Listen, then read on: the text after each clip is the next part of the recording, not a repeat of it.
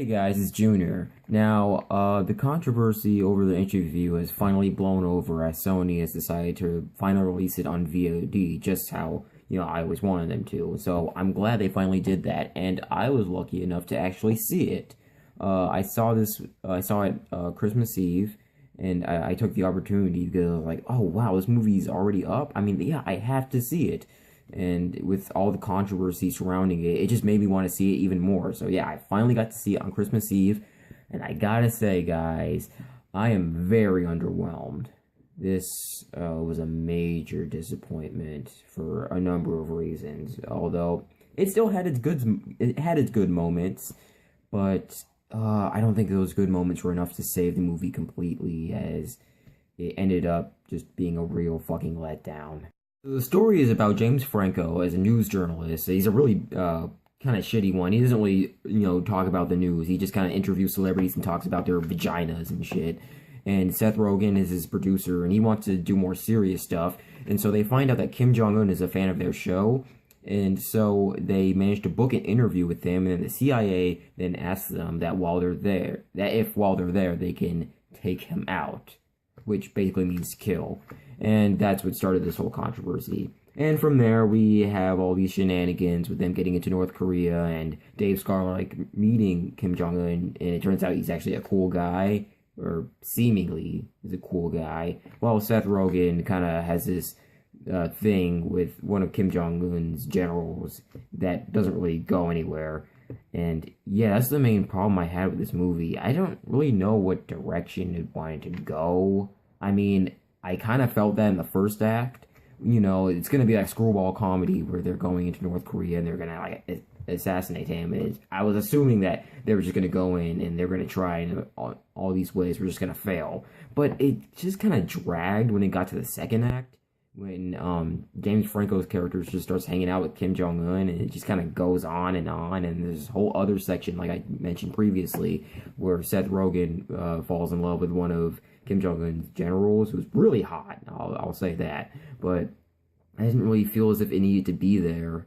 And another major problem I had with this is that I didn't laugh that much. I mean, okay, James Franco and Seth Rogen, they are terrific together. Kim Jong-un, the guy who played him, he was hilarious, and even the general chick was pretty funny at parts. But besides those four factors, yeah, everything else just wasn't up to par with anything that these guys have made in the past. Like, I love This Is the End and Neighbors and all the other movies that these guys have made in the past. I mean, I think James Franco and Seth Rogen have made funny movies, and this one, I was not laughing that much, and I don't know why. I don't really think they were trying to, like, really go for the really big laughs. I mean, I laughed really hard, maybe twice, but that was all in the first act, and I guess the third act was kind of an improvement over all that, but it still wasn't really enough for me to say, yeah, you need to go see this movie. It's, like, totally worth it. I mean, with all the controversy surrounding it, I mean, you just gotta watch the movie and see how middling it is and just think to yourself, man, this is a major disappointment. And yeah, I don't know what went wrong. This really should have been hilarious, but it just wasn't. So in the end, I have to say that if you were really anticipating this movie like I was, you might be disappointed, because in the end, it wasn't that funny, guys. Or at least it wasn't that funny for me.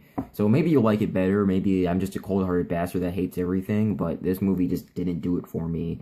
And if you weren't expecting anything from this movie and weren't anticipating it at all, you might like this a lot better than me. Or maybe not a lot better, but just a smidge better.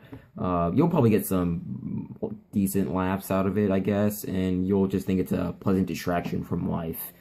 And yeah, that's all I really got to say about the interview. It's okay at best. If you really wanted to see it, go ahead, but you might be disappointed. And if you didn't want to see it, then you'll probably like it better. Overall, I'm pretty sad that this movie caused all this fuss. I mean, it's kind of disappointing. I know I keep saying that a lot, but it's true. That's all I got to say about this one, guys. I hope you guys enjoyed all my videos that I've made this year, and stay tuned, because I'm going to do my best movies of 2014, and along with my worst movies of 2014. Actually, I might not do that because, to be honest, I think 2014 was a great year for movies, and there weren't really a lot of horrible movies I saw. There are only like maybe 3 movies that I know I really hated this year, but I guess I'll still talk about them anyway in some little video. So yeah, stay tuned for that, guys, and I hope you guys like this video and all the other videos I've made this year, and I'll see you guys in the next video. Take care.